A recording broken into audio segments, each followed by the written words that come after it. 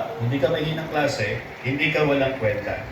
Yan po, mga kapatid, ay pwedeng nararamdaman natin. And it doesn't mean na yun ay nararamdaman natin. Ang nararamdaman natin itself ay totoo, pero it doesn't necessarily mean kung ano yung nararamdaman natin, yun ay katotohanan sa buhay natin. So, our message is about the feelings of inferiority, and our key text is nasa Ephesians chapter 2 and verse number 10. And sabi ho dito ni Apostle Paul, "For we are His workmanship." We are God's workmanship, created in Christ Jesus unto good works, which God had before ordained that we should walk in them. So napakahalaga na ito yung ating pag-usapan, yung ating because pag hindi maganda yung ating pakiramdam, ang ating mga pakiramdam ay pwedeng maka-apekto sa kung ano yung pwedeng marating natin sa ating buhay, at the same time, kung paano tayo makitungo sa ibang tao. So it affects our achievements in life. At the same time, it affects our relationship with other people. So napakahalaga, bigyang pansin natin ang patungkol sa feelings. Because kung ano yung nararamdaman natin, listen to this, kung ano yung nararamdaman natin, yun yung ina-act out natin. Ibig sabihin, yun yung nakikita sa buhay natin, yun yung ginagawa natin, yun yung kung paano tayo umakto, kung ano yung ating nararamdaman sa ating mga sarili. So it is very important to give importance with this message when we feel inferior. Pag nararamdaman natin na tayo ay less than, parang wala tayong mararating, parang tayo ay maliit ang tingin natin sa ating sarili, pakiramdam natin mahinang klase tayo, less quality tayo, iyan po ay napakahalagang bigyang pansin po natin sa buhay po natin. Because the truth is, hindi ka mababang klase. Hindi ka mababang klase sa ibang tao. All men, all people are created by God equally.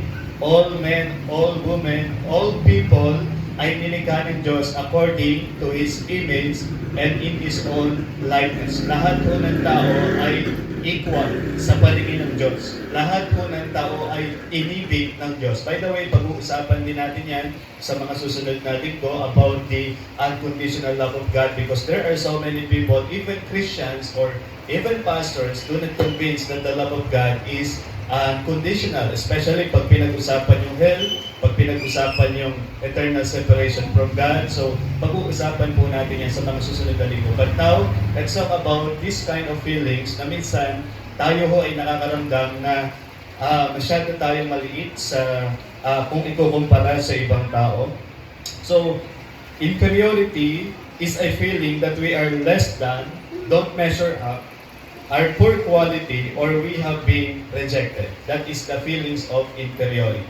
At ano ho kaya ang mga causes? No? Kumbaga, saan ho kaya nanggaling yung pakiramdam na ito? I believe first is simula pa lang ho nung tayo ay mga bata. In our early childhood, nakaranas po tayo ng verbal criticism. So listen to this very well, and please don't get me wrong, especially to our parents, but there are some parents na makikita po natin na yung kanilang mga anak, minsan sinasabihan po nila, isa kang malaking pagkakamali. Wala kang kwenta. Wala kang mararating sa buhay. And from that experiences ng mga bata pa lamang sa kanilang murang edad, ang kanilang naramdaman po ay inferiority. Na sila'y mahinang klase, sila'y walang kwenta, sila'y walang mararating. Because some of our parents, yun ho ang naisabi nila sa kanila. And even tayo ho ngayong mga magulang na, maaring yun ho ay naranasan ho natin sa ating mga magulang. And nakakalungkot po dito because that is what we experience.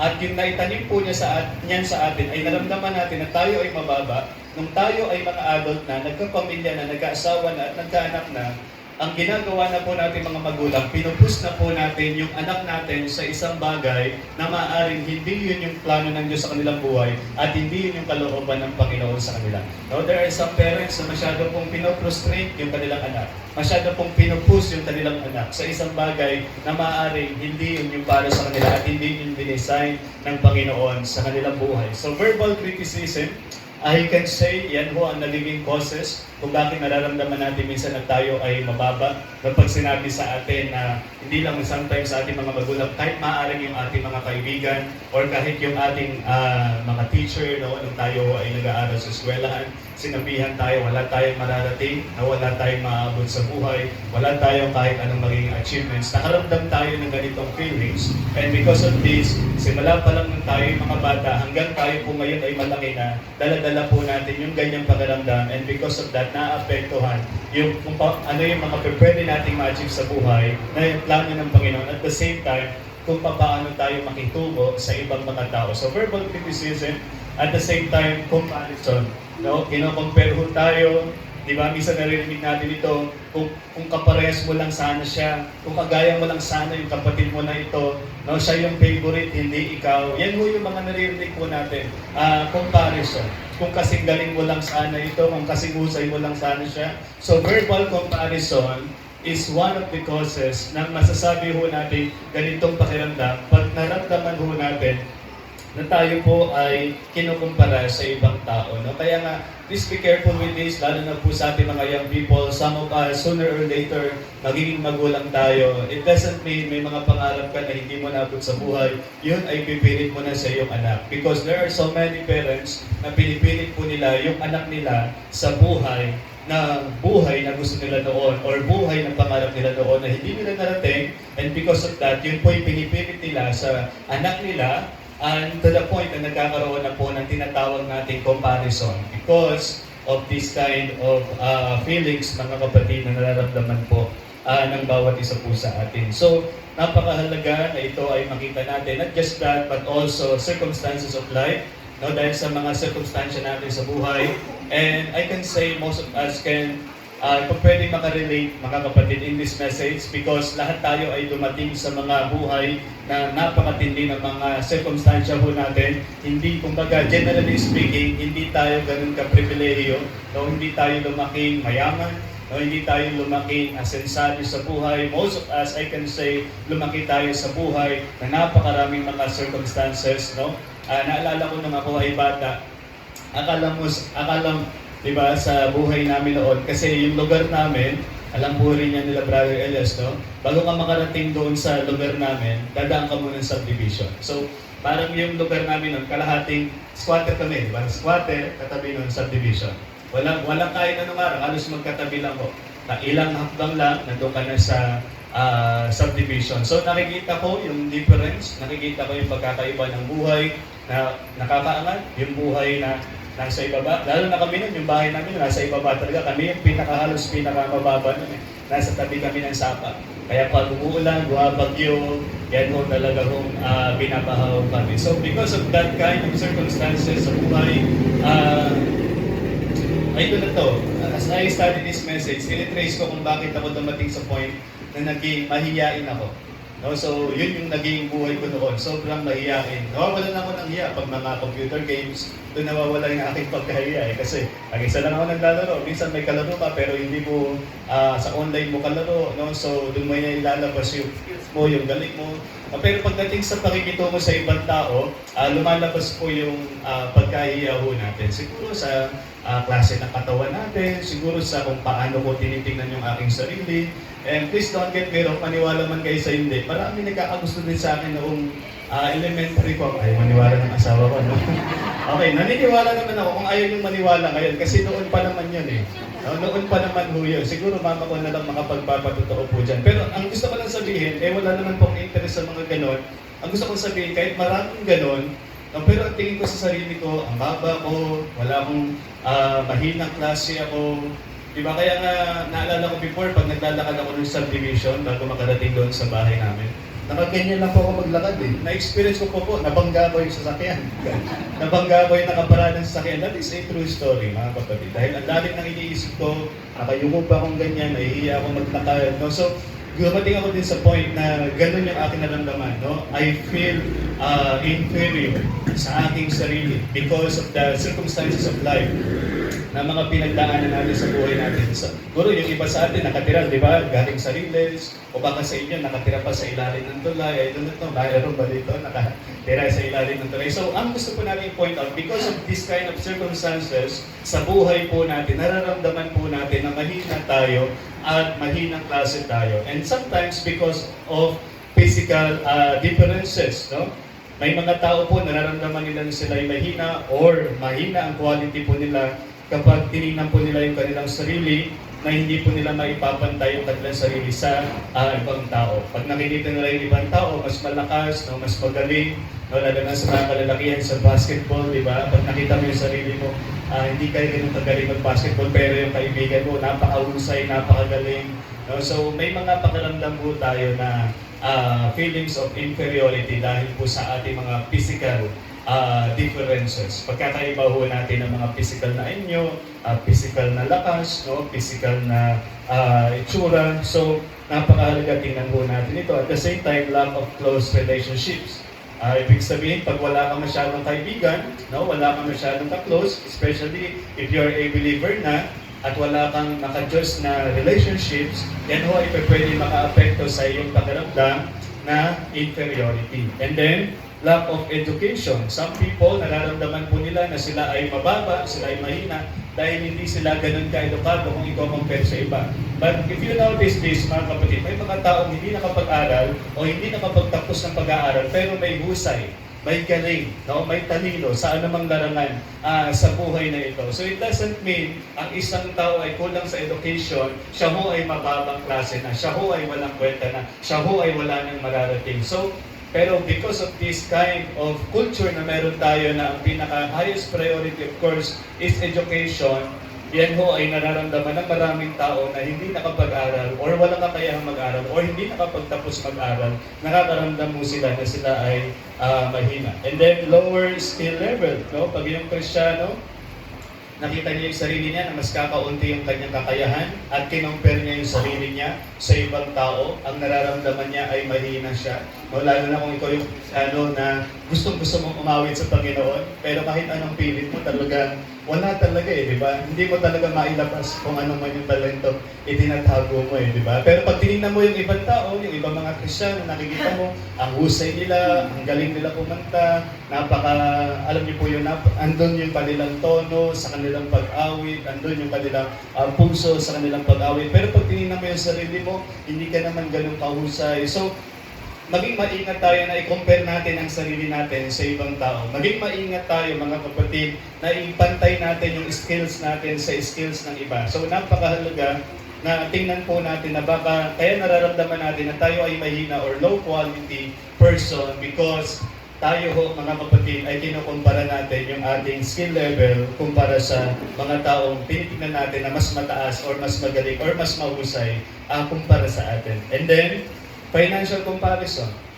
Kadalasan ganito, di ba? Pag ikaw ay nasa mall, nakikita mo yung ibang tao, nabibili nila yung ganitong bags, nabibili nila yung ganitong damit, nabibili nila yung ganitong sapatos, nabibili nila yung ganitong drinks, nabibili nila yung ganitong pagkain. Pero pag ikaw, pag humugot ng pitaka, di ba? Pamasahin na lang yung meron ka. So because of this kind of financial comparison na meron tayo, nakakaramdam tayo ng feelings na tayo ay mahina at mababang klaseng tao dahil sa ating mga pinansyal na kalagayan sa ating buhay. Pero kinukumpara na ho natin.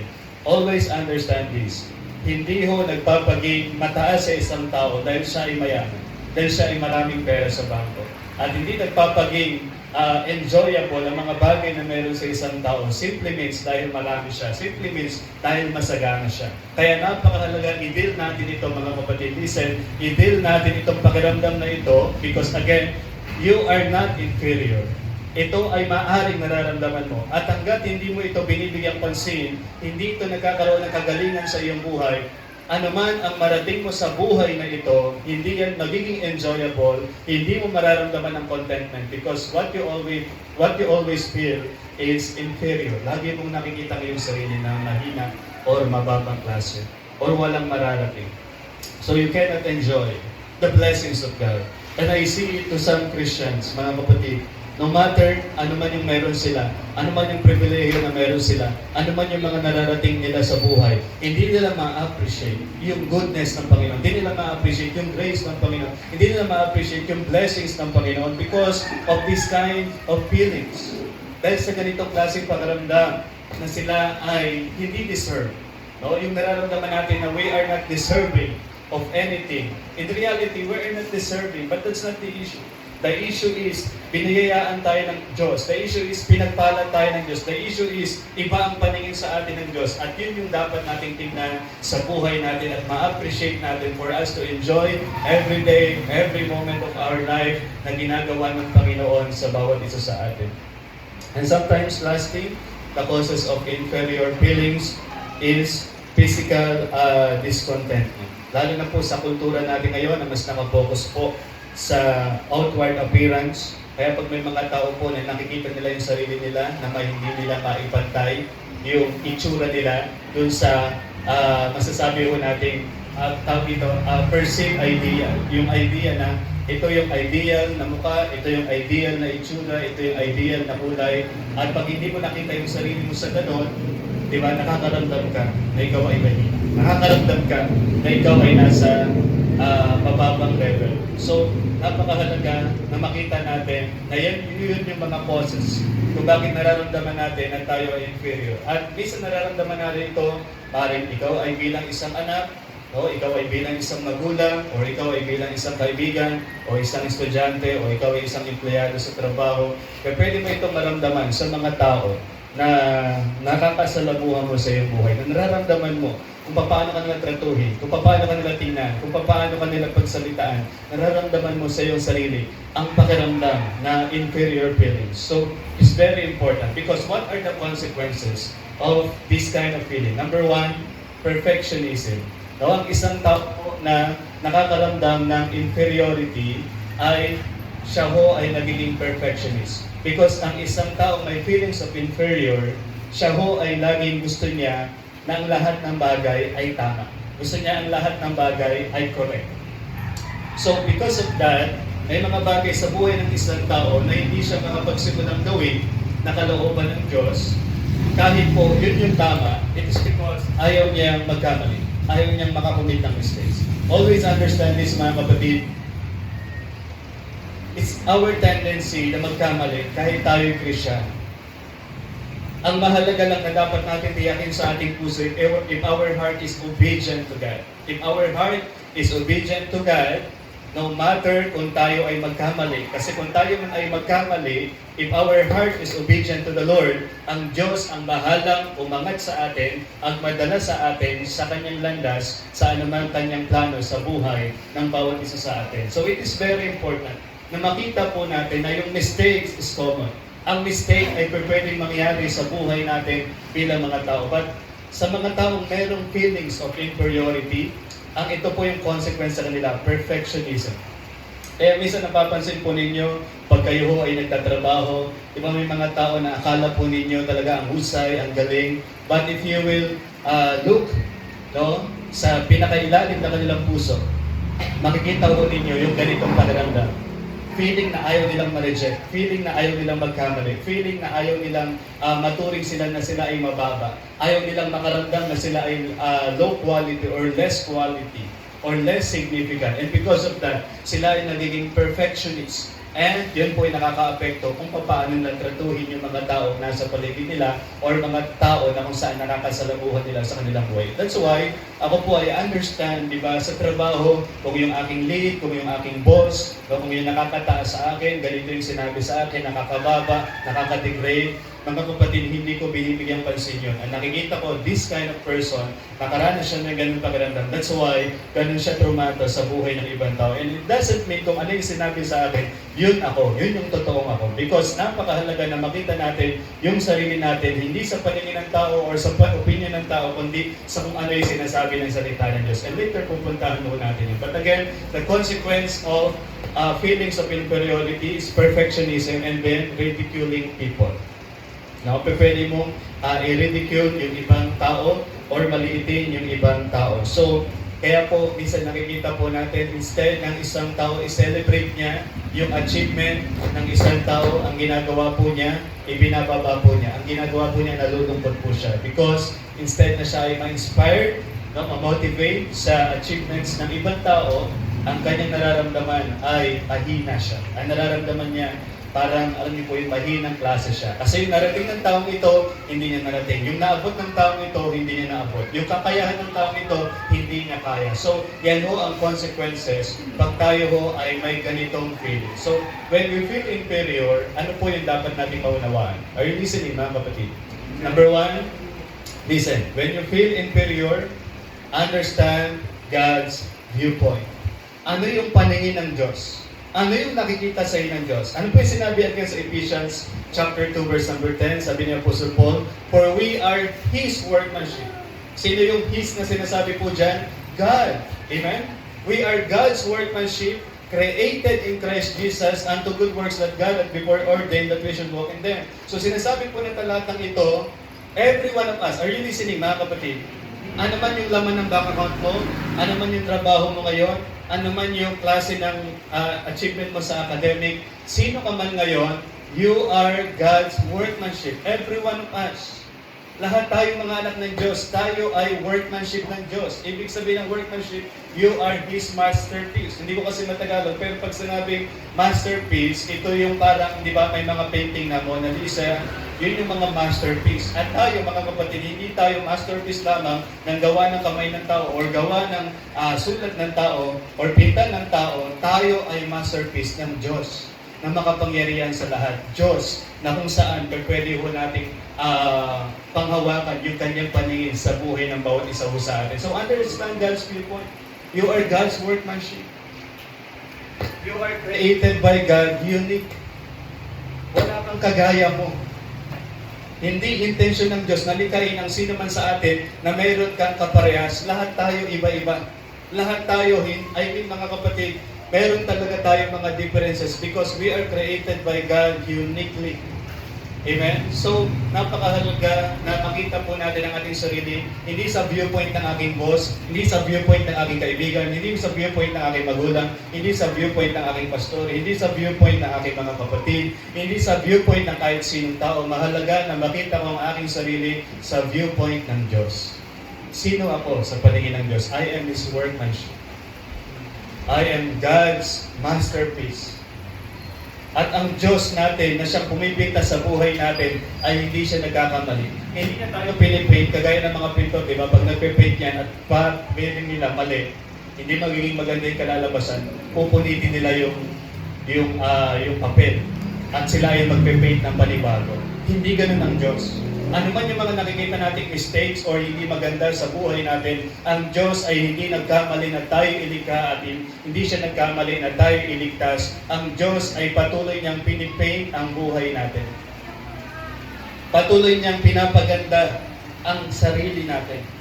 Patuloy niyang pinipaint, mga kapatid, ang pagkatao natin. Because we are God's workmanship. That's why we believe that we know that all things work together for good. Ano man yung mga nararanasan mo sa buhay or naranasan mo na sa buhay, yun ay ginagamit ng Diyos sa pagkakalakit-lakit tungo sa ikabubuti. So napakahalaga na makita po natin yung ating sarili not in the viewpoint of this world, but in the viewpoint of God. And sabi, we are God's workmanship created in Christ Jesus. So what is important to us is Jesus. Amen? Ang dapat mahalaga sa atin ngayon, ang Panginoong Jesus na nasa puso natin, nasa buhay natin. Always remember this, you are a child of God. Ang pangalan mo ay nasa libro ng buhay. Ikaw ay pinananahan ng banal na Espiritu Santo. Meron kang Jesus sa iyong puso, meron kang Jesus sa iyong buhay. Siya ang iyong Panginoon, siya ang iyong tagapagligtas. You have Jesus. Mas pipiliin mo ba ang mundong ito kaysa kay Jesus? Ano man pong filosofiya ng mundong ito, mga kapatid, ay walang laman, walang kapuluhan, walang significance. Hindi natin dapat ipagpalit yung buhay natin na nasa Panginoon sa buhay ng mundong ito. Because we are God's workmanship. Ano man ang marating ng tao sa mundong ito without Jesus, without the Lord, mga kapatid, ano man ang itsura niya, ano man ang posisyon niya sa buhay, ano man ang kapangyarihan niya, ano man ang marating niya, ano man ang filosofiya sa mundong ito, that is vain, that is empty, that is no significance, mga kapatid. Pero tayo, bilang mga anak ng Diyos, no matter who we are, if we are a child of God, we are God's workmanship, created in Christ Jesus. If you have Jesus in your heart as your Lord and Savior, you have everything. You have everything. That's the thing na dapat maintindihan mo sa iyong sarili, the viewpoint of God. And the second thing, understand God's love. Maunawaan natin, inibig tayo ng Diyos. We are beloved of God. Yun po yung sinabi sa Bible. We are accepted in the beloved. Tayo tinanggap sa mga iniibig ng Diyos. Kaya no matter who you are or no matter what your experiences in this life or sino man yung makasalamuhan mo sa buhay na ito, lagi mong tatandaan, you are loved by God unconditionally. Ibig sabihin, yung pag-ibig niya sa'yo, hindi mapipigilan. Yung pag-ibig niya sa'yo, walang restriction, walang limitasyon, hindi natatapos. Ang pag-ibig ng Diyos ay perfecto sa buhay ng bawat isa po sa atin. And that is the grace of God. So, understand God's love. Napakahalaga na makita natin ang sarili natin. Do you believe na inibig ka ng Diyos? Well, when I say, do you believe na inibig ka ng Diyos, all of us can agree. Dahil nag-agree yung ating mind, nag-agree tayo mentally. But when we talk about our feelings, nararamdaman ba natin na iniibig tayo ng Diyos?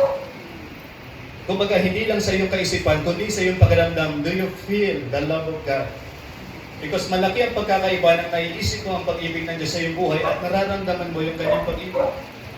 Ang ginawa ng Diyos, ipinadala niya yung kanyang bugtong na anak upang bayaran ang iyong kasalanan at tubusin ka sa iyong mga kasalanan. Jesus Christ died on the cross. He gave Himself para sa iyong kasalanan. It is because of the love of God. Sabi nga sa Romans 5:8, but God commended His love toward us in that while we were yet sinners, Christ died for us. Inibig tayo ng Diyos, hindi tayo nag-improve na tayo. Inibig tayo ng Diyos, hindi tayo better na tayo. Inibig tayo ng Diyos, hindi tayo obedient na tayo. Sa panahong tayo ay mga makasalanan pa, sa pinakamasamang kalagayan natin sa buhay na ito, naranasan natin ang pag-ibig ng Diyos sa atin. Because Christ died for our sins. Si Kristo ay namatay at binayaran niya lahat ng ating mga kasalanan. Kaya, inibig tayo ng Diyos, inibig ka ni Jesus at ng Ama sa John 14:21, sa John 15:9, inibig ka ni Jesus kagaya ng pag-ibig sa Kanya ng Ama. Ibig sabihin, inibig ka ng Diyos perfectly.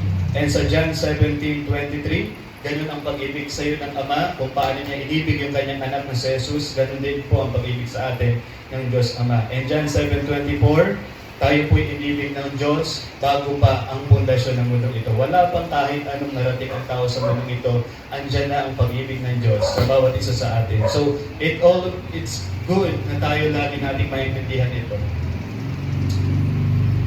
Ano man ang trato sa akin ng tao, ano man ang sabihin sa akin ng tao, napakiramdam ko parang ang baba-baba ko. Napakiramdam ko na parang ang hina-hina ko. Napakiramdam ko na parang wala akong kwenta. Doesn't matter. Tama? It doesn't matter. Because what I understand is the viewpoint of God and what I understand is the love of God. Ang pag-ibig ng Diyos, nagbibigay ng contentment. Ang pag-ibig ng Diyos, nagbibigay ng lakas. Ang pag-ibig ng Diyos, nagbibigay ng motivasyon. Amen? Ang pag-ibig ng Diyos, nagbibigay ng fulfillment. The love of God, mga kapatid, when you experience and when you feel the love of God, kahit pa hindi mo maramdaman sa isang taong mahal mo na mahal ka niya, once you understand or you feel the love of God, yun yung pinakamahalaga sa lahat pag-ibig ng Diyos. Because the love of God is perfect sa buhay ng bawat isa sa atin dahil tayo mga anak ng Diyos. And one last thing to healing sa feelings of inferiority. Paano tayo gagaling dito? Una, understand God's viewpoint, God's love, and then understand God's expectations. Ito ho yung nagiging maling concept ng bawat isa sa atin. Na ang Diyos natin ay parang legalistic. Na ang idea na ang Diyos natin ay may ganitong standards na kailangan nating abutin, na kailangan nating talunin. At pag naabot na natin, natalunan natin, meron siya ulit panibago. Parang sports, di ba? May mga sports na, di ba yung tawag dito, may mga nakaharang na ganyan, kailangan mong talunin. Pag natalun mo yun, tataas nila. Pag natalun mo ulit yun, tataas nila lalo. Mga kapatid, hindi ganun ang expectations ng Diyos sa bawat isa sa atin. Sabi nga po ni John, sa Apostle 1, in 1 John chapter 2, verse 1, my little children. Hindi po sinabi dyan, my adults. So for you to understand kung paano tayo nakikita ng Diyos, nakikita niya tayo bilang kanyang maliit na anak. At kagaya ng bata, ang bata po naglalakad, natutumba, bumabagsak, nagkakamali, sumasablay. Ganun tayo nakikita ng Diyos. Tayo bumabagsak, tayo nagkakamali, tayo sumasablay, and sometimes tayo ay nagkakasala. At hindi porket tayo ay sumablay, bumagsak, tayo po'y pababayaan na ng Diyos. Ang ginagawa niya sa atin, tinatayo niya tayo po'y tinatawag niya sa buhay na pagsisisi. At pag tayo nagsisisi, we can move on, we can move forward in this life, at tayo po'y patuloy na makasunod sa ating Panginoong Diyos. Nagkakamali tayo minsan ng pananaw na kailangan nating ang buhay natin maging katanggap-tanggap sa Diyos. If you are a child of God, you are already accepted in the Beloved. That's the manifestation of the grace of God.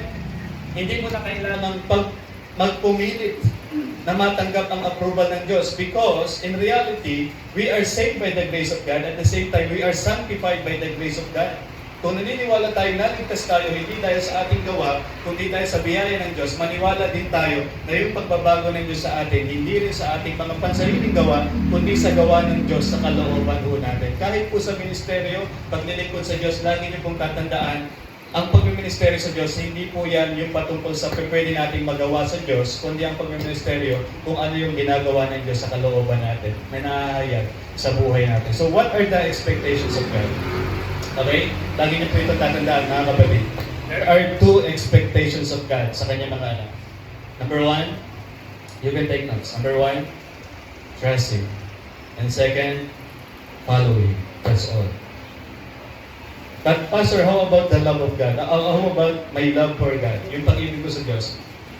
Kung nagtitiwala ka sa Diyos, ibig sabihin niyan, minamahal mo ang Diyos.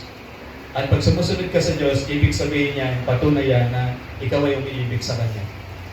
Trust God, follow God, that's all.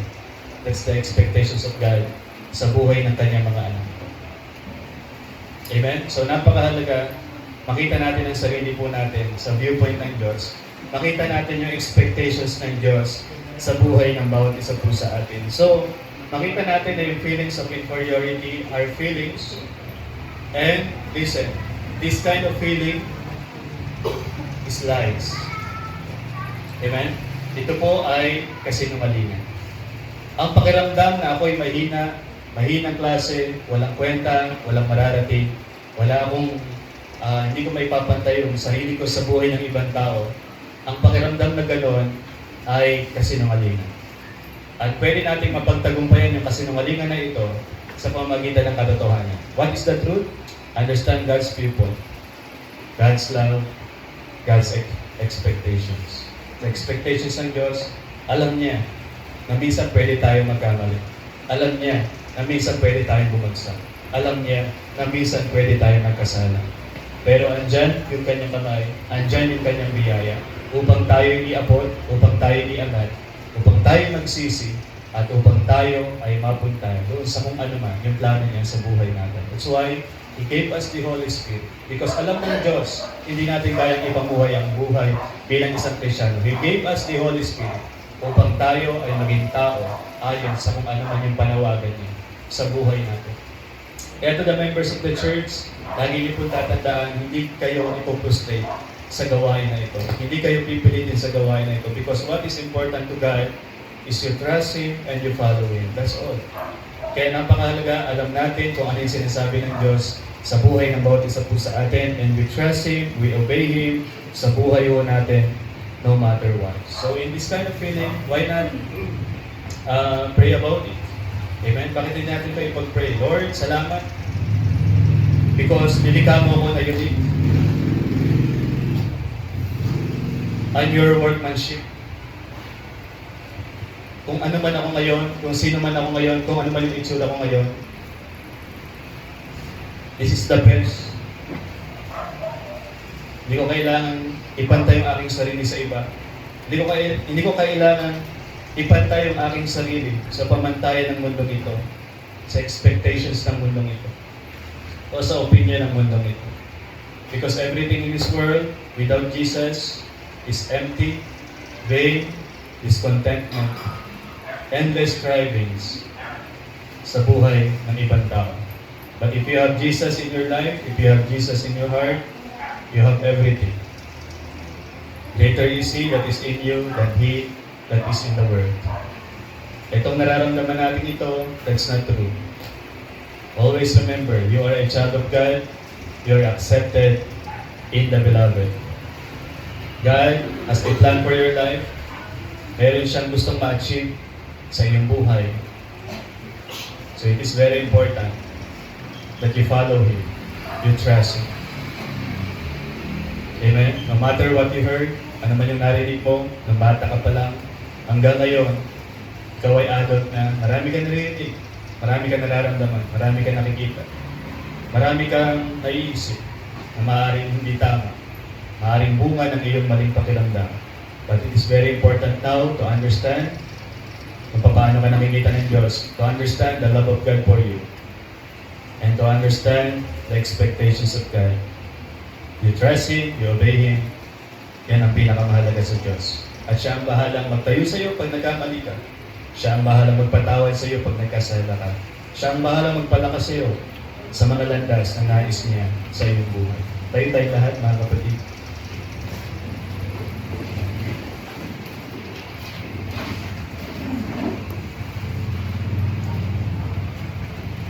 Diba tayong lahat? Tayo pumikit. Tayo magbulay sandali sa salita ng Diyos na ating napakinggan. Tayo lahat ay magpasalamat sa Panginoon. Amang Diyos, salamat. Nilikha mo ako sa kung sino ako ngayon. Lord, salamat dahil tinanggap mo ako na iyong iniibig. Ako ay iyong anak, O Diyos. Maaaring may nasabi sa akin ang magulang ko, ang kapatid ko, ang kaibigan ko, ang pastor ko, ang guro ko sa eskwela, ang boss ko sa opisina o sa trabaho, o kung sino mang tao, O Diyos, na naramdaman ko na ako'y mababa. Naramdaman ko na ako'y walang halaga. Naramdaman ko na parang wala akong mararating. Naramdaman ko na ako'y mahinang klase. Panginoong Diyos, ito'y isang malaking kasinungalingan ang aking nararamdaman. Dahil Lord, ang katotohanan, ako'y iniligtas niyo sa iyong biyaya. Inibig niyo ako, O Diyos, ang patunay, binigay ni Jesus ang kanyang buhay para pagbayaran lahat ng aking kasalanan. Ako'y maging matuwid at maging katanggap-tanggap sa iyong harapan dahil sa relasyon ko kay Jesus. Tulungan niyo ako, O Diyos, na maintindihan ngayong umagang ito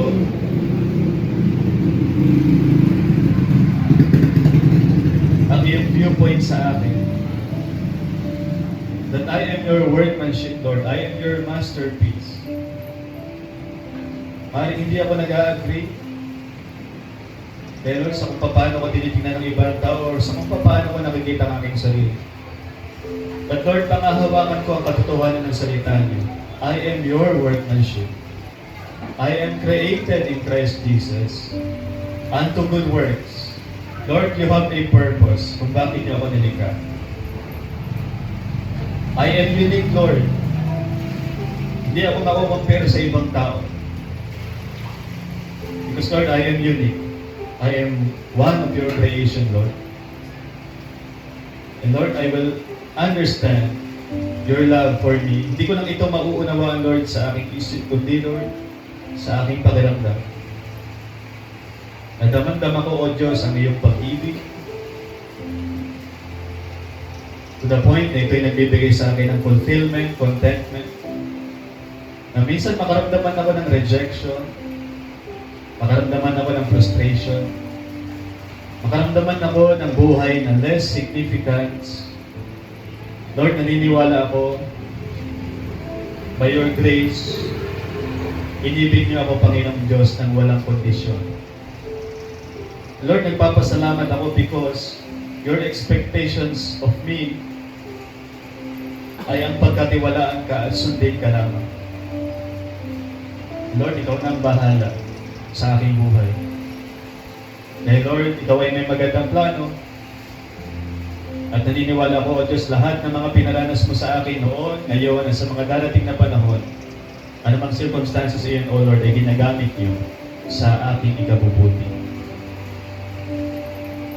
Thank you, Lord, nilikha mo ako. And Lord, I pray na ma-enjoy ko ang lahat ng bagay na ibinigay niyo sa akin. Dahil Lord, ako ay iyong little children, O God. So Lord, I pray for your people this morning na maunawaan namin ang mensahe nito. Pag umuwi kami, Lord, aalis kami sa upuan, pinauupuan namin, O Diyos, nararamdaman namin ang strength, encouragement, confidence, and love mula sa iyo na aming amang nasa langit. Thank you, Lord, for this message. I hope, Lord, ang bawat isa ay magkaroon ng kagalingan sa emosyon na ito, sa feelings na ito. When we feel inferior, lagi namin kamtingnan, O Diyos, at panghawakan at sundin sa aming mga buhay. Salamat, Lord, sa mensahe nito. Nawa kaming pinagpala, pinalakas, at anumang may encounter namin bukas sa mga susunod na araw, lagi namin itatanim sa aming puso ang mensahe na pakinggan namin na, Lord, ano man ang aming feelings, especially this kind of negative feeling, ay hindi totoo at pwede namin itong pagtagumpayan sa katotohanan ng iyong mga salita. Ito po ang aming panalangin, O Diyos, ay namin pinagkakatiwa ng lahat. In Christ's most precious name, we pray. Amen. So Lord, okay, so tuloy-tuloy na po tayo. Ako na po siguro magtatawag. Tawarin ko ang magbibigay ng special number.